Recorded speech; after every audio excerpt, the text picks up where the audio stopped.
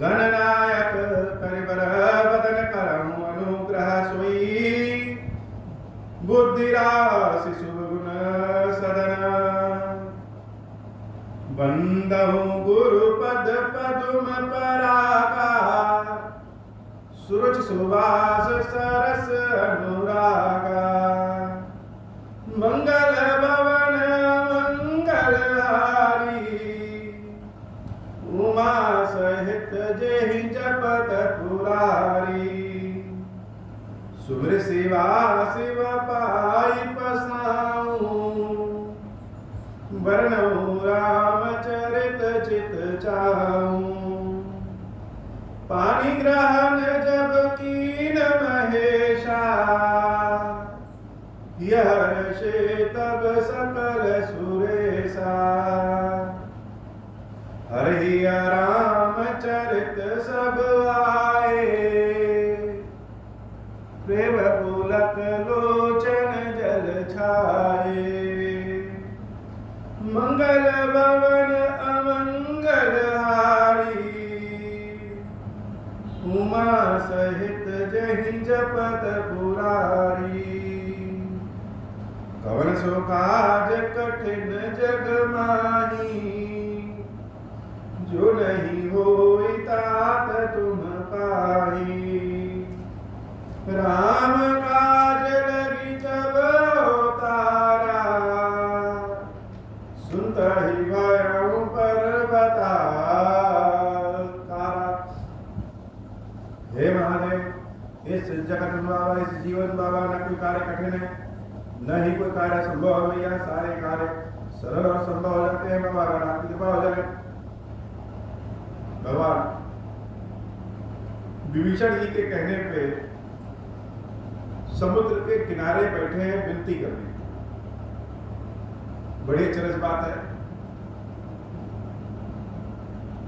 कि रामचंद्र जी स्वयं विनती कर रहे हैं और किसके सामने समुद्र के सामने कई तरह की घटनाएं हुई और समुद्र जब पहचान गया कि यह राम कौन है तो राम के समक्ष उपस्थित हो गया।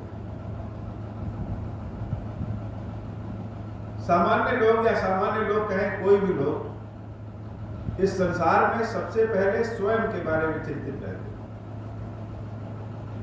रावण का साम्राज्य सब पे नभ पे जल पे थल पे देवताओं पे जड़ पे चैतन्य पे सब पे और रावण से बैर लेकर के राम का साथ देना यह सबके बस की बात नहीं है और उस पर भी यह मन में संदेह रहे कि राम ईश्वर है भी कि नहीं। सूक्ष्म दर्शों से देखे सूक्ष्म दृष्टि से देखे तो राम जी के अंदर तो मानवीय गुण है ईश्वरीय गुण तो दिख नहीं रहा है। क्यों?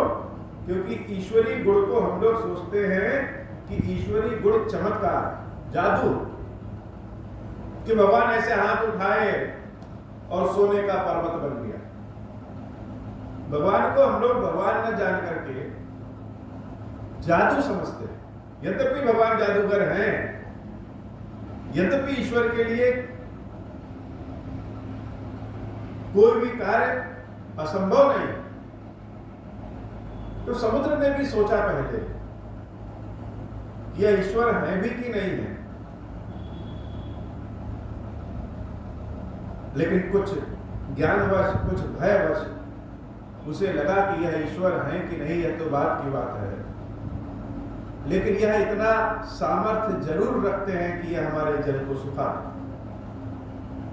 तो समुद्र विप्र वेश में प्रभु के समक्ष। क्यों विप्र वेश में? क्योंकि विप्र वेश में जाएंगे तो भगवान का क्रोध शांत हो जाएगा।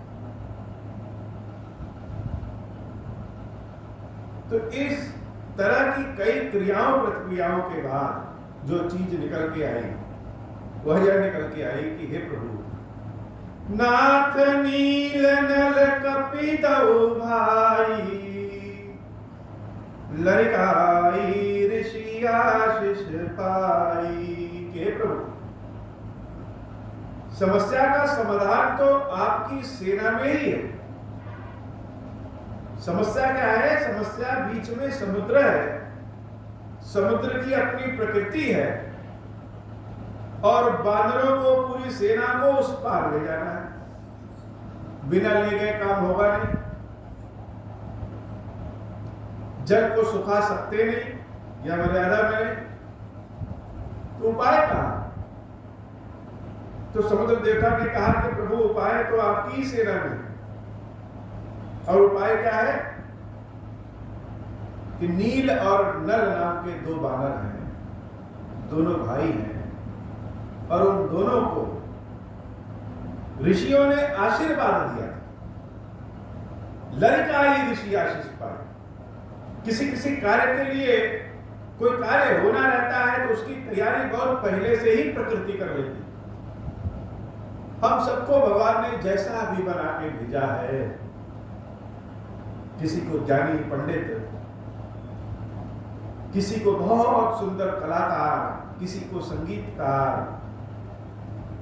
किसी को इतना बल दिया है कि बड़ा बड़ा बोझ उठा सके।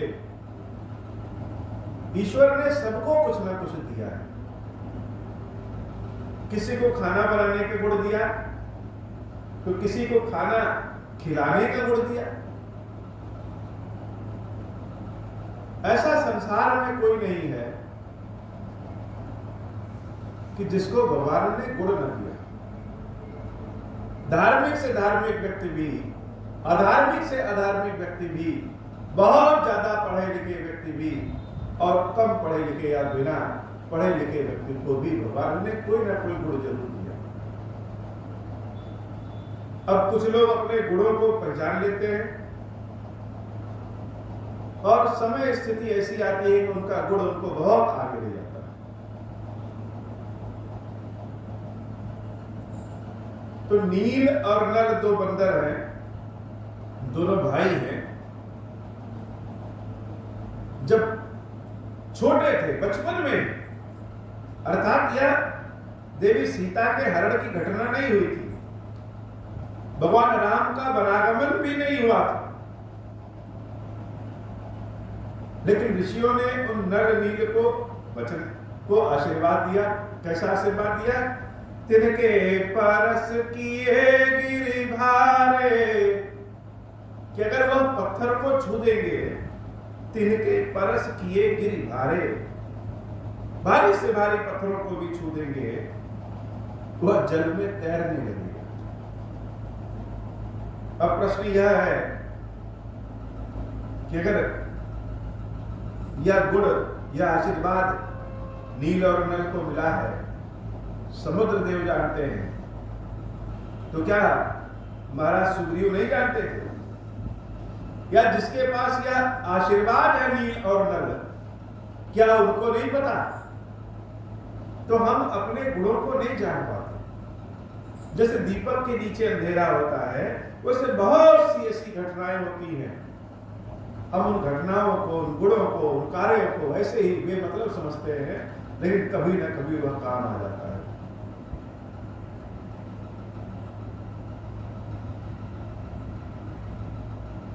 तो आशीर्वाद क्या था? तिनके परस किए गिरि भारे, कि नील और नल जिस पत्थर को छू देंगे तो भारी से भारी पत्थर भी समुद्र में, जल में तैरने लगेंगे। तो जैसे एक होता है नट और एक होता है बोल्ट। खाली नट लगा दीजिए तो कोई काम नहीं, खाली बोल्ट लेके आ जाइए तो भी काम नहीं, दोनों का मिलना जरूरी। वैसे ही यह आशीर्वाद केवल नील और नल के लिए नहीं था। यह आशीर्वाद तब आगे बढ़ता, तब पुष्पित और फलवित होता, कब? जब तरिहि जलधि प्रताप तुम्हारे। हे प्रभु, जब तक आपका प्रताप नहीं होगा, आपकी कृपा नहीं होगी, तब तक नहीं तैरेगा। ऐसा नहीं है कि नील और नल किसी भी पत्थर को उठाए और जल में फेंक दे और तैरने लगे। तैरेगा कब? जब आपका प्रताप, जब आपकी कृपा हो, अर्थात जब समय है। आम के वृक्ष में आम का फल अपने समय पे आता है। कितना भी सिंचाई कर दें, कितनी भी देखभाल कर दें, लेकिन हम कहते हैं कि वृक्ष में से आम अभी आ जाए, जनवरी के महीने में आ जाए, तो नहीं आएगा।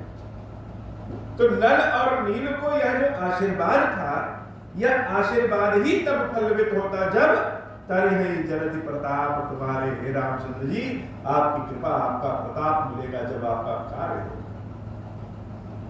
तभी हो। जहां चाह है वहां राह है, जहां चाहत है, जहां इच्छा है, वहां रास्ता है। समस्या हो, परेशानी हो, बड़ी दिक्कत से हो, लेकिन रास्ता है।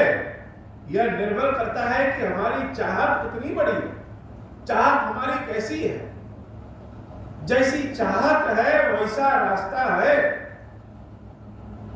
भगवान के भक्तों की जैसी जैसी चाहत रही है, भगवान उस स्वरूप में उस समय प्रकट हुए। तो समुद्र ने उपाय बता दिया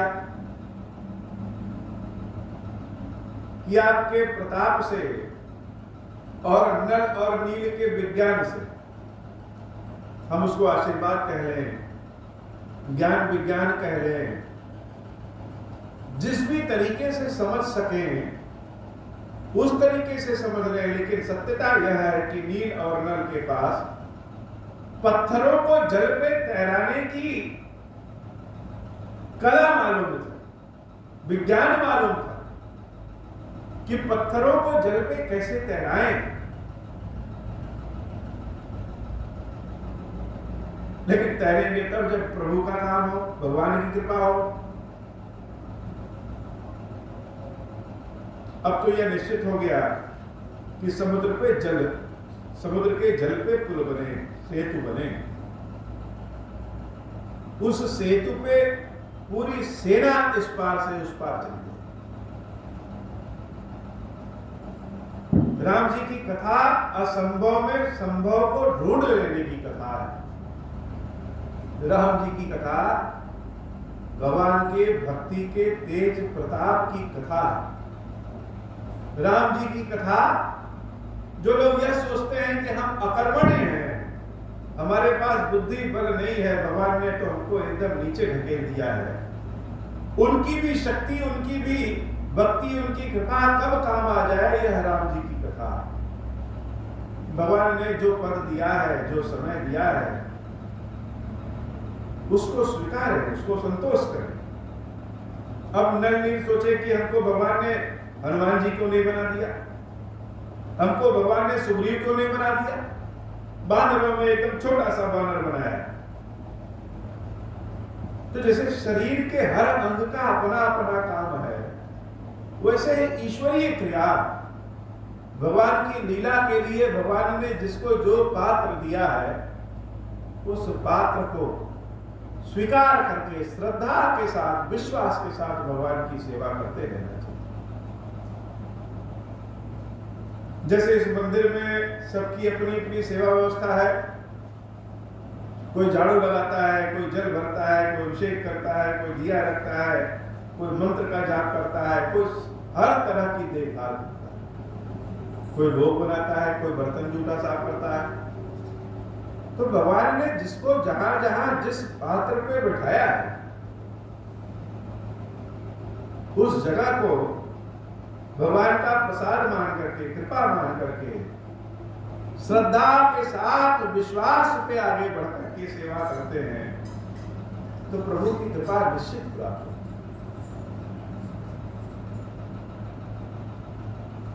तो व्यक्ति को ना अहंकार करना चाहिए कि भगवान ने तो हमको अपने बगल में गद्दी पे नहीं बिठाया है, और ना व्यक्ति को अपने मन में हीन भावना लानी चाहिए कि और लोग तो आते हैं, जल चढ़ा के चले जाते हैं, और भगवान ने हमको झाड़ू लगाने के लिए बिठा दिया।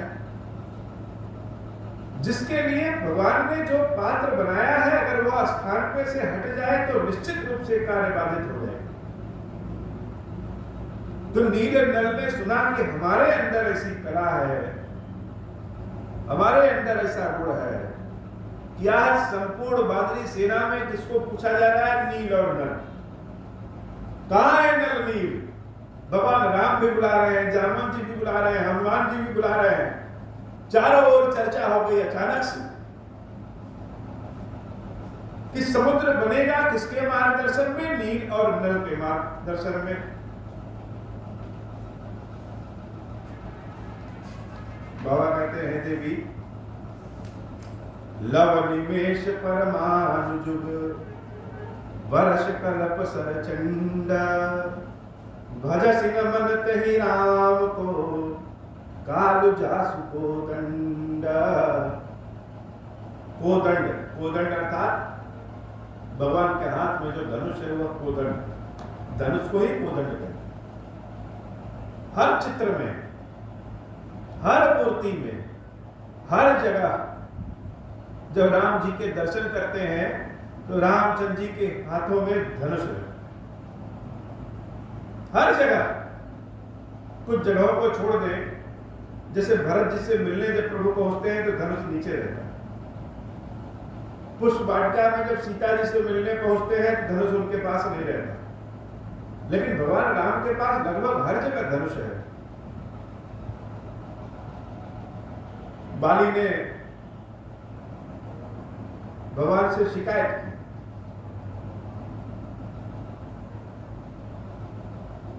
कि हे प्रभु, आप तो ईश्वर हैं, भगवान हैं और धर्म की रक्षा के लिए अवतार लिए हैं कि अधर्म का नाश करेंगे, धर्म की रक्षा करेंगे, इसके लिए अवतार लिए। तो जब धर्म की रक्षा के लिए आप अवतार लिए हैं तो क्या यह धर्म है कि आप वृक्ष के पीछे छुप करके हमको मारिए? क्या यह धर्म है? और मैं बैरी हो गया आपके लिए, सुग्रीव प्यारा हो गया, क्या यह धर्म है? मुझसे आप मिले नहीं और सुग्रीव से मित्रता कर बैठे, लोगों द्वारा बताई गई बातों को सुन लिए कि बाली तो अहंकारी है। अरे एक बार मेरे पास आए होते तो शायद जो सहायता मैं कर देता, जो कार्य मैं कर देता, वह सुग्रीव कभी नहीं कर पाता। तो जो धर्म की स्थापना के लिए अवतार लिया है वह वृक्ष के पीछे छिप करके मुझे तीर धनुष से मार रहा है। क्या यह ईश्वरीय गुण है? भगवान मुस्कुरा रहे हैं। एक तो रावण है जो राम को ईश्वर मानने से ही इनकार कर दिया। राक्षसी स्वभाव है जो भगवान को ईश्वर मानने से इनकार कर दिया कि राम ईश्वर नहीं हो सकते। क्यों? क्योंकि राम की परीक्षा लिया कि अगर राम ईश्वर होंगे तो इनके मन में सोने का, स्वर्ण मृग का लालच नहीं आएगा। लेकिन यह तो सामान्य मनुष्यों की भांति सीताराम दोनों लालची निकल गए, सोने के मृग के पीछे भाग गए। यह ईश्वरीय गुण तो नहीं। और वही बाली राम को ईश्वर मानता है, स्वयं कह रहा है उसे कि आप तो ईश्वर हैं, अवतार लिए हैं अधर्म को मिटाने के लिए और धर्म की स्थापना करने के लिए। तो यह बड़ा दुर्लभ चरित्र है। कदाचित बाली का चरित्र हम सब के भीतर है कि हम मानते तो हैं कि ईश्वर सर्वस्व है, सब कुछ ईश्वर ही है, हर जगह है। उनकी दृष्टि से कोई भी पाप और पुण्य छिप नहीं सकता, उनके समक्ष कोई भी तर्क चल नहीं सकता। लेकिन सब मानने जानने के बाद भी हम करते वही हैं जो हमारा मन करता है।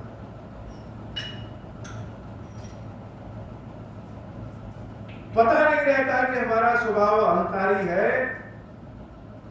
और हमारा स्वभाव अहंकारी हो जाता है। भगवान मुस्कुराए और भगवान ने कहा, हे बाली,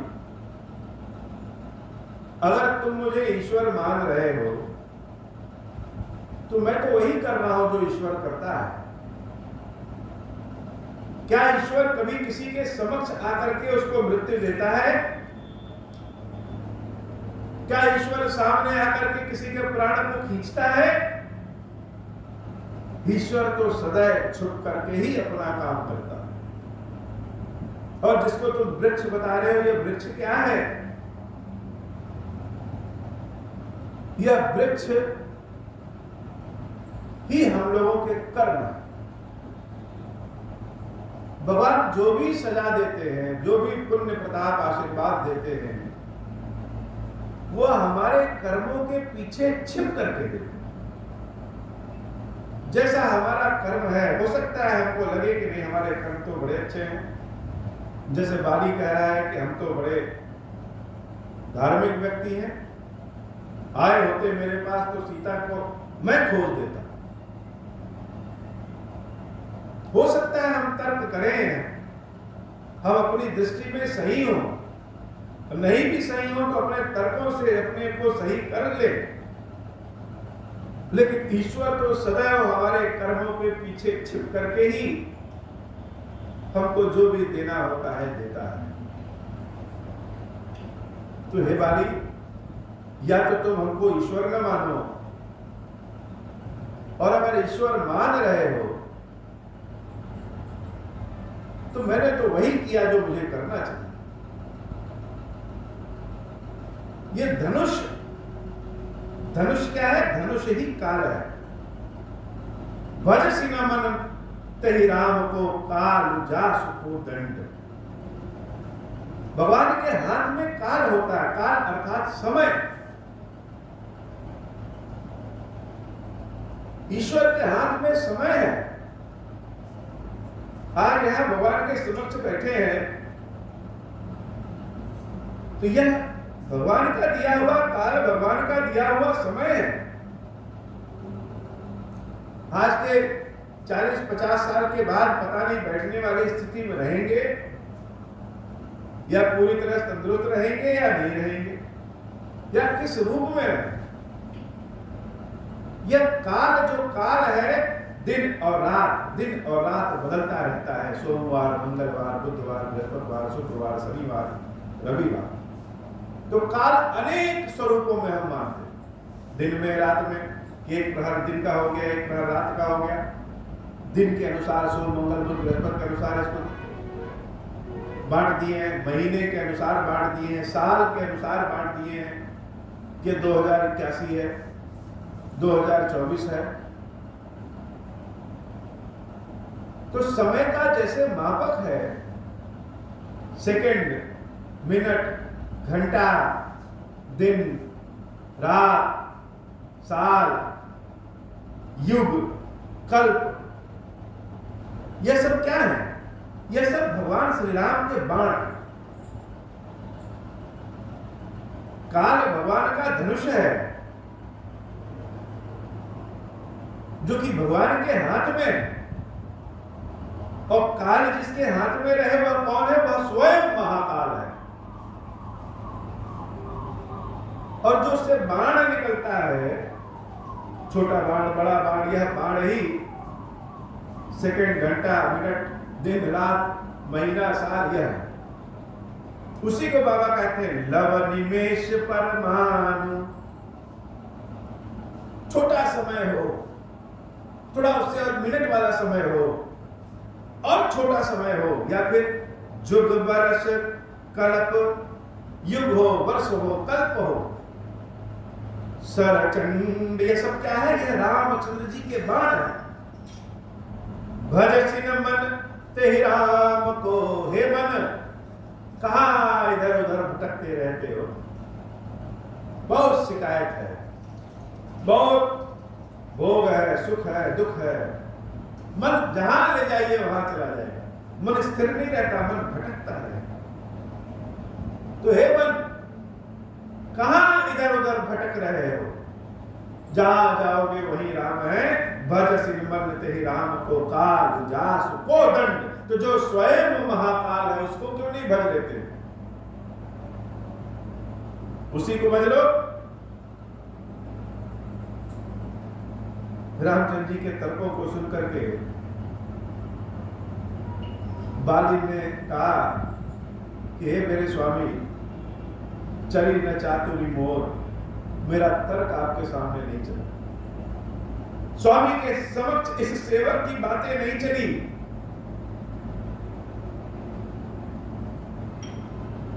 तो जिसके सामने न चले, मान लो वही सब कुछ। समुद्र के तट पे सब बैठे हैं, अभी तक तो यही नहीं समझ में आ रहा था कैसे उस पार जाए। अब पता चल गया कि उस पार जाने का उपाय है कि नल और नील पत्थर को छुएंगे और वह तैर मिलेंगे।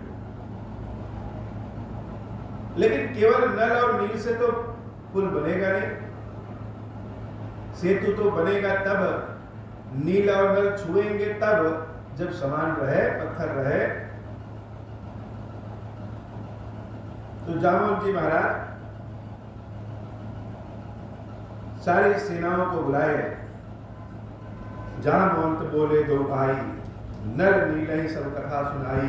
राम प्रताप सुमिर मन माही, करम सेतु प्रयास कछु नाही। सारी बानरी सेना को इकट्ठा करके बुला दी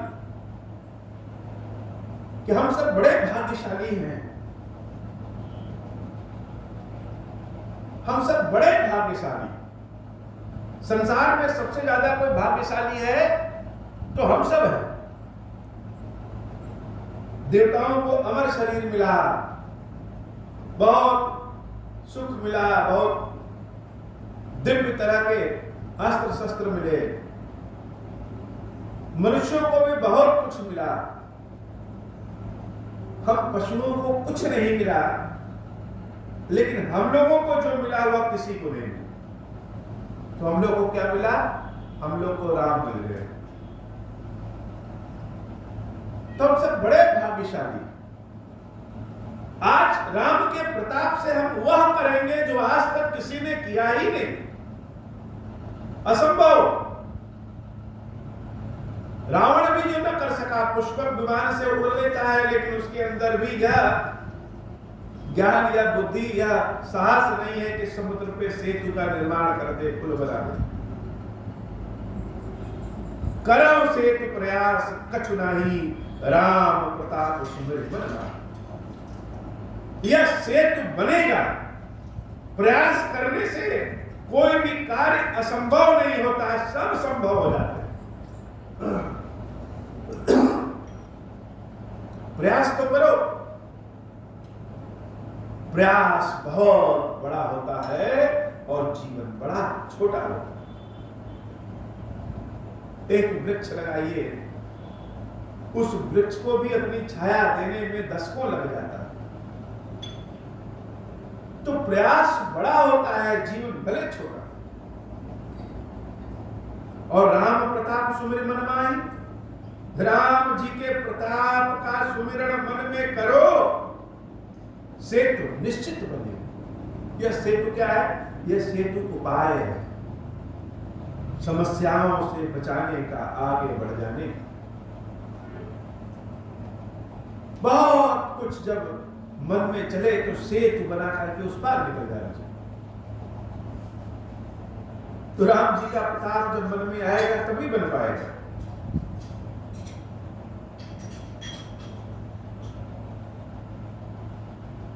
तो सबको बुला लिया, सारे बानरों को,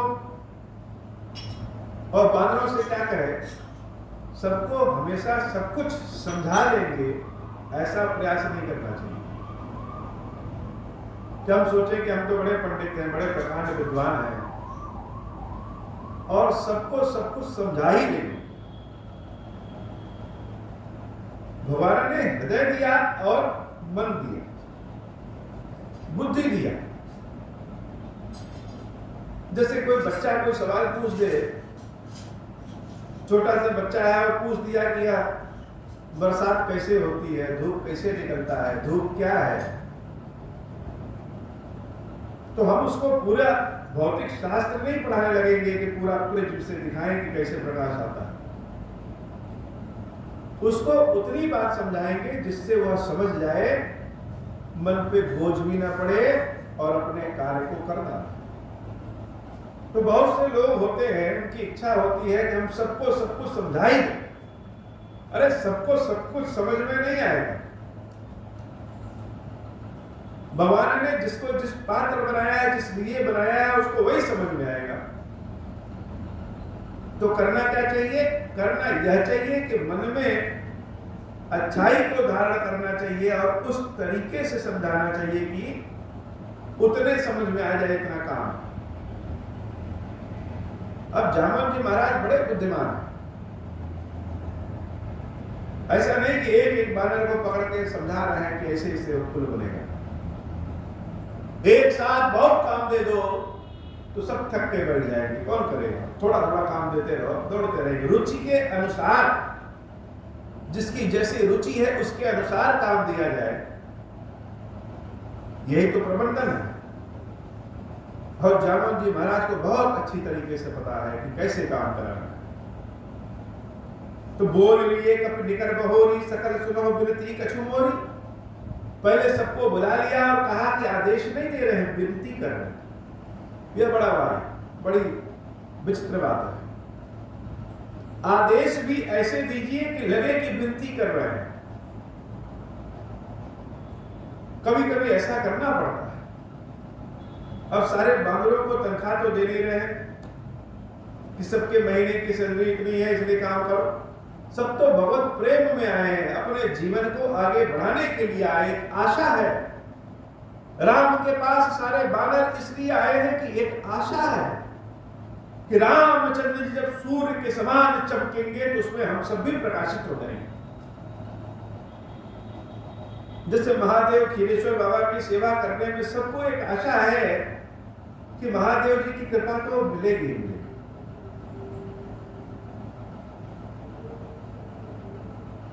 तो सारे बानरों को बुलाया और विनती क्या कहा राम चरण पंकज उर्धरम। हम सबको यहां अगर किसी ने इकट्ठा किया है तो वह रामचंद्र जी।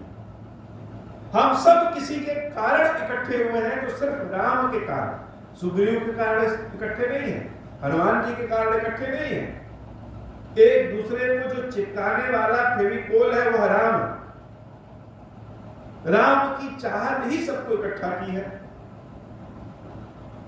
तो हे बानरों, राम चरण पंकज उर्धरम, अपने हृदय में रामचंद्र जी के चरण को धारण करो और कौतुक एक भालू कपि करहूं। सारे बंदर सारे भालू एक खेल खेलते, एक खेल खेला जाए। सारे बानर भालू कहने लगे खेल, और अच्छी बात है खेल खेला जाए। कौन सा खेल? तो खेल ऐसा है, धाव मरकट विकट बरूथा, आनहु बिटप गिरन के जूठा। खेल ऐसा है कि आप सब दौड़ जाइए और जहां जो जो पत्थर मिले, बड़े बड़े पेड़ मिले, लकड़ी मिले, सब उखाड़ करके देखते हैं कौन यहां ले आता था, कौन सबसे ज्यादा ले आता है। अब क्या, जैसे सामने टारगेट दिखा दिया तो वहां दौड़ करके वापस आ जाना है सबसे तेज। जैसे बच्चों कह दी कि पाला छू करके जो सबसे पहले आ जाएगा उसको सबसे पहले जलेबी मिलेगी। ऐसे हो करके सारे बानर भालू दौड़ पड़े। सुनि कपि भालू चले करी हुआ, जय रघुवीर प्रताप समूहा। पूरा समूह ही जय श्री राम का उच्चारण करने लगा और सब दौड़ पड़े। अति उतंग गिरिपादप लीलहि लेहु उठाई, आन देहि नर नीलहि रचहित सेतु बनाई। सब उखाड़ करके ले आने लगे, जो मिल जाए बड़े बड़े पत्थर कोई लुढ़का के ले आ रहा है, जो उठा नहीं पा रहा है वो क्या कर रहा है, उसको लुढ़का के ले आ रहा है। कोई उखाड़ के ले आ रहा है, कोई पेड़ उखाड़ करके ले आ रहा है, जो जिसको जहां मिल गया सब ले आ रहे हैं और सब ले आकर के नल और नील के पास पटक दे रहे। तो जागवंत जी महाराज ने तो खेल कहा था, और ये खेल है ही है, भगवान की कृपा मिल जाए। अपने कार्य को अगर हम खेल समझ करके मस्ती में करने लगे तो खेल ही है। तो सब खेल ऐसा खेले कि अति उतंग गिरिपादप लील ही लेहि उठाई, आन देहि नल नील ही रचहित सेतु बनाई। सब ले आकर के दे दिए, और नल और नील उन पे जोड़ जोड़ के जैसे पुल बनाना शुरू हुआ। पुल बनाना शुरू हो गया। शैल विशाल आन कपि देहि, और कंदुक इव नल नील तिलेहि, देख सेतु अति सुंदर रचना, बिहस कृपा निधि बोले रचना। अब दो पत्थरों को जोड़ा कैसे जाए? एक पत्थर तो लगा दिए, तैरना शुरू हो गया, दूसरा और तैरना शुरू हो गया। तो जैसे सारे बानर और भालू इकट्ठे राम के नाते हुए हैं, वैसे ही क्या किया, हनुमान जी ने कहा कि एक पत्थर पे रा लिख दो और दूसरे पत्थर पे मौ लिख दो। तो रा और मौ वाले पत्थर आपस में जुड़ गए। ऐसे करके पूरा सेतु बना दिया, असंभव था। चारों ओर जैसे चर्चा हो गई कि यही राम की कृपा है। असंभव सा दिखने वाला कार्य भी बड़े खेल खेल में सहज हो गया। इतना सुंदर पुल बना, इतना सुंदर सेतु बना, बेहस कृपा निधि बोले बचना। ये रामचंद्र जी ने जब समुद्र पे सेतु को देखा तो बड़े आनंदित हो गए। बहुत सुंदर लगा कि अरे इतना सुंदर सेतु बन गया। अब जब प्रभु बड़े आनंदित होते हैं तो शंकर जी को याद करते हैं। जैसे कुछ भी अच्छा लगे, कुछ देखो तो मन करता है खीरेश्वर महादेव जी की याद आ गई, उनकी सेवा भोग किया जाए। तो सेतु को देख करके रामचंद्र जी ने शिव जी को बहुत धन्यवाद किया कि हे प्रभु, आपकी कृपा ना होती तो यह सेतु नहीं बन पाता। सब भले राम राम राम राम कह रहे हैं, लेकिन यह राम जानता है कि शिव जी की कृपा से ही यह सब संभव है। और जब शंकर जी के प्रेम में रामचंद्र जी डूब गए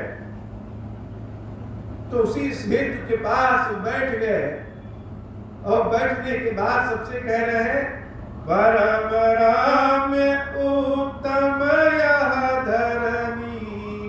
जैसे गाते हुए एक गाना राग से गा रहे हैं और एक गाना अनुराग से गा रहे हैं। राग हो या ना हो, लेकिन भगवान की गाने के लिए अनुराग अति आवश्यक है, क्योंकि ईश्वर तो सब कुछ सुन सकते हैं, बस उसमें अनुराग। तो प्रभु श्री राम कह रहे हैं कि परम रम यह उत्तम धरती, यह धरती बड़ी उत्तम, बड़ी रमणीक, बड़ी सुंदर लग रही है। समुद्र का किनारा है, सेतु बन गया है, हवाएं भी बड़ी अच्छी हैं, बड़ी शांति है, बड़ी स्वच्छता है। परम रम उत्तम यह धरनी, और महिमा अमित जाय नहीं बन। इसकी महिमा का वर्णन नहीं किया जा सकता।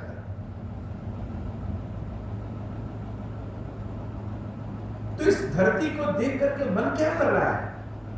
सारे बानर भालू सोच रहे हैं प्रभु क्या कह रहे हैं। वहां से यहां तक घूम आए, अयोध्या से यहां तक, और इस स्थान को कह रहे बड़ा रम्य है, बड़ी सुंदर है। और है क्या समुद्र का किनारा और बालू। तो राम कहना क्या चाहते हैं? और जैसे रामचंद्र जी को संकोच है, रामचंद्र जी बड़े संकोची स्वभाव के हैं, लेकिन संकोच चाहे कितना भी हो, उस संकोच के जल पे प्रेम तैरने लगता है। मुंह से प्रेम की बात निकली जाती। तो राम जी के मुंह से निकली गई, करिहूं यहाँ शंभु आपना, मोरे हृदय परम कल्पना। मेरे मन में बड़ी कल्पना है, हृदय में बड़ी कल्पना है, आंख बंद करके हम देख रहे हैं, यह उत्तम धरती है, यहाँ पे भगवान शंकर की स्थापना, यहाँ पे शिव जी की स्थापना करेंगे, शिव जी की सेवा पूजा करेंगे, उन्हीं की प्रताप से यह संभव हुआ है, बिना पूजा किए जाएंगे नहीं। मेरी इच्छा है, मेरा मन है, यहाँ पे भगवान शंकर के ज्योतिर्लिंग को बनाएं, उनको स्थापित करें, उनकी सेवा पूजा करें, तब आगे बढ़े।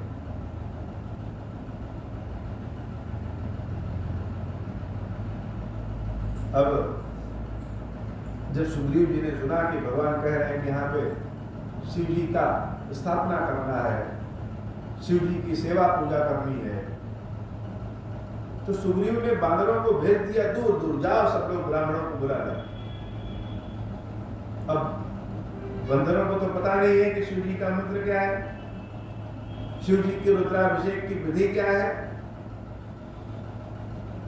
तो सुग्रीव जी ने दूर दूर तक भेज दिया कि जाओ पंडितों को, बांदरों को, पंडितों को, ब्राह्मणों को बुला। सुनि कपीस बहुदूत पठाए, मुनिवर सकल बोल ले आए, लिंग था विधिवत करी पूजा, शिव समान प्रिय बोल नहीं। अनेक ऋषियों मुनियों को बुलाया गया। कथाओं में तो अनेक कथाएं हैं,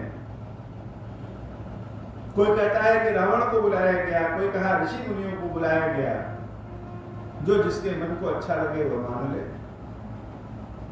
लेकिन ऋषि मुनियों को बुलाया तो गया, लेकिन ऋषि मुनि जो आए भगवान शंकर की सेवा पूजा स्थापना कराने, वो सेवा पूजा स्थापना करा नहीं पाए। तो हुआ क्या कि प्रभु ने जब कहा कि भगवान की स्थापना करने की कल्पना मन में है, इच्छा है, तो राम चाहे जितने भी धैर्यशाली हो,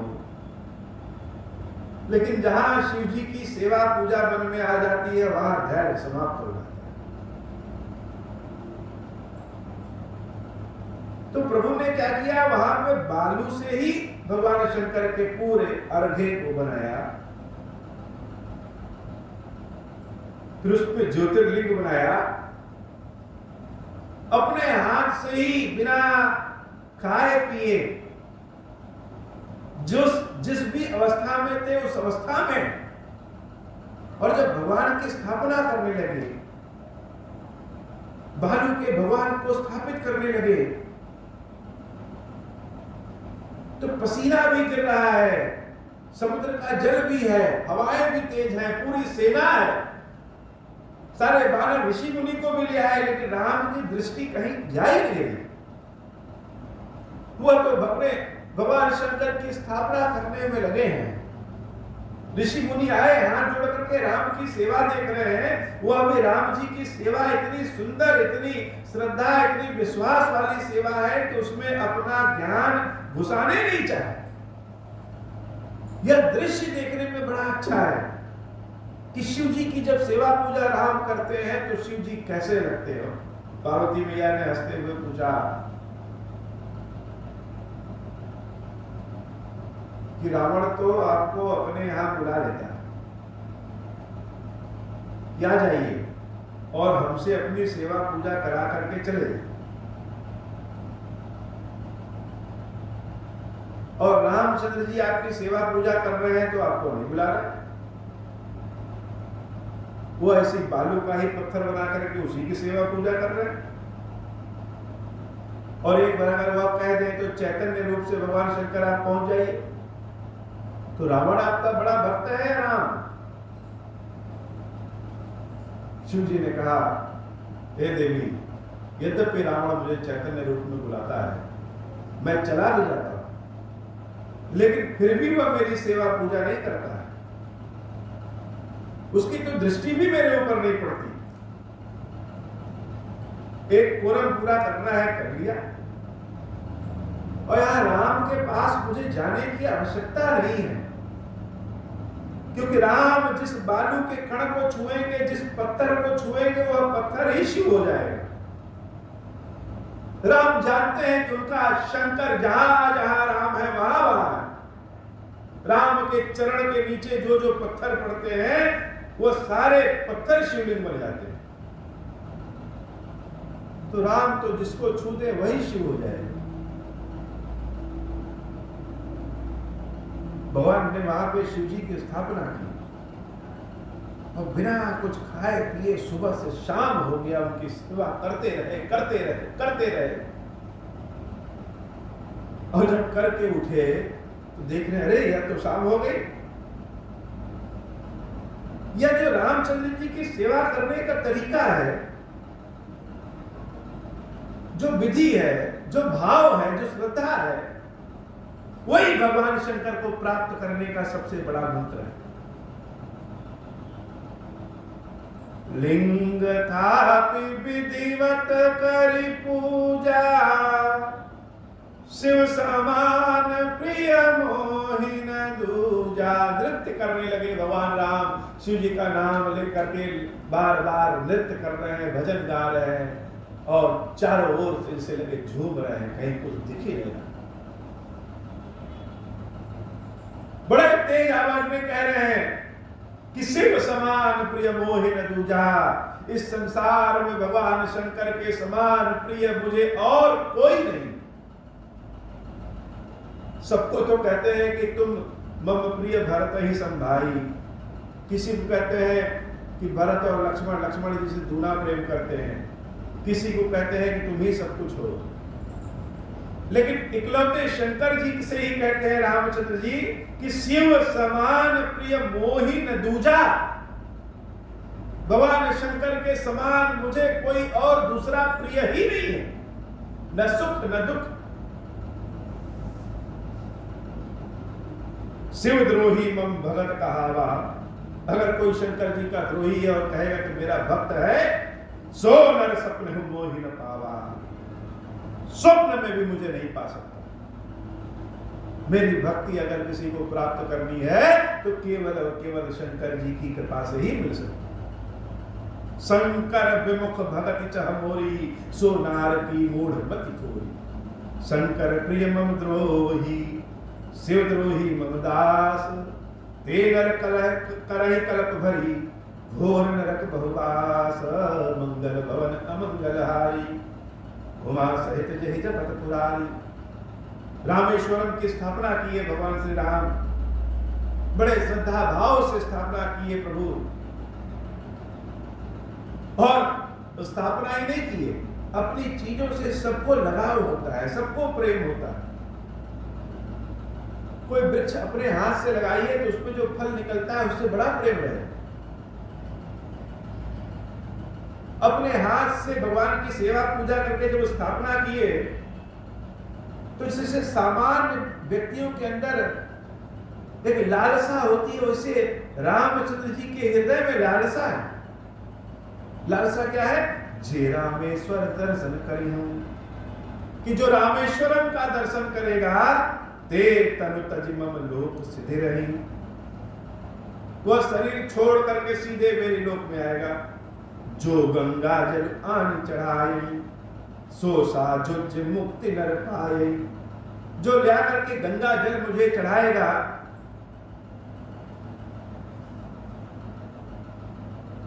वह मेरे में ही समा जाएगा। इतनी बड़ी बात है। जैसे कभी अपनी कोई रचना करता है तो रचना के बाद उसकी महत्व लिख देता है कि जो यह पढ़ेगा उसके ऊपर प्रभु कृपा करेंगे। हनुमान चालीसा जो पढ़ेगा उस पे शंकर जी की गारंटी है, देवी पार्वती की गारंटी है कि प्रभु उस पर कृपा करेंगे। सबने लिखा। जैसे खीरेश्वर महादेव स्थापित हुए तो हम सबकी लालसा होती है कि जो कोई यहाँ आए भगवान की कृपा प्राप्त करे। तो भगवान राम ने एक ज्योतिर्लिंग की स्थापना कर दी जिसे सबको हमेशा प्रकाश मिलता रहे, ज्ञान मिलता रहे। और कह दिया पूरे पूरे आवाज में कह दिया कि रामेश्वरम का जो दर्शन करेगा वह मुझ में समाहित हो जाएगा, मेरी कृपा उसको प्राप्त हो जाएगी। होई अकाम जो छल तज से है, भगति मोर ते शंकर दे हैं। जो छल कपट छोड़ करके मेरी सेवा भक्ति करेगा, जो छल कपट छोड़ करके भगवान शंकर की सेवा भक्ति करेगा, शिव जी उसको क्या देंगे? भगति मोर ते शंकर दे हैं। शिव जी उसको मेरी भक्ति प्रदान करेंगे। मम कृत से जो दर्शन करी हैं, सो बिनु श्रम भव सागर तरी हैं।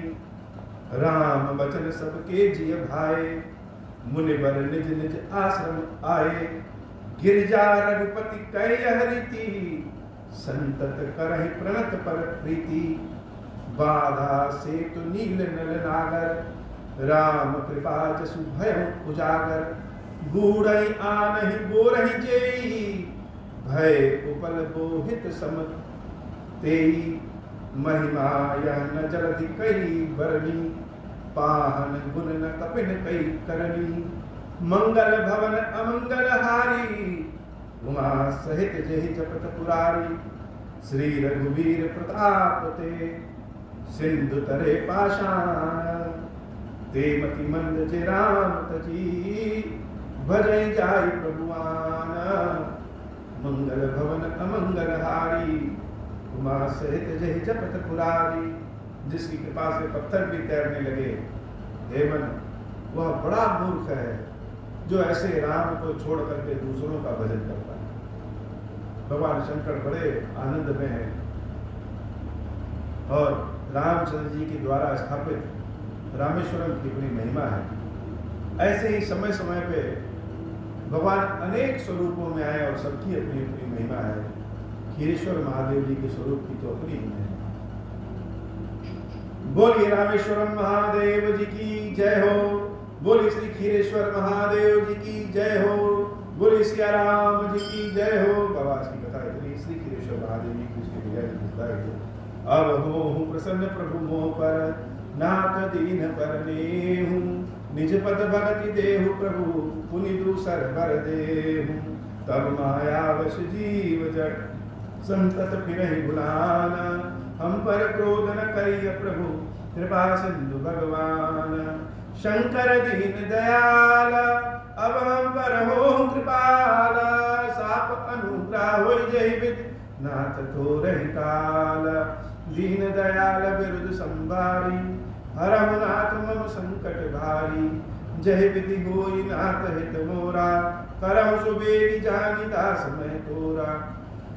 राम राज बैठे त्रैलोका, हर्षित भय गए सब शोका। जे सकाम नर सुनहि जगावहि, सुख संपत्ति नाना विधि पावहि। जो इच्छा करिहु मन माही, हरि प्रसाद कछु दुर्लभ नाही। मंगल भवन अमंगल हारी, उमा सहित जहि जपत पुरारी। खीरेश्वरम, हे भगवान शंकर, आप ऋण पातक दुर्भाग्य और दरिद्रता की निवृत्ति के लिए तथा संपूर्ण पापों का नाश करने के लिए मुझ पर प्रसन्न होइए। मैं दुख और शोक की आग में जल रहा हूँ, संसार भय से पीड़ित हूँ।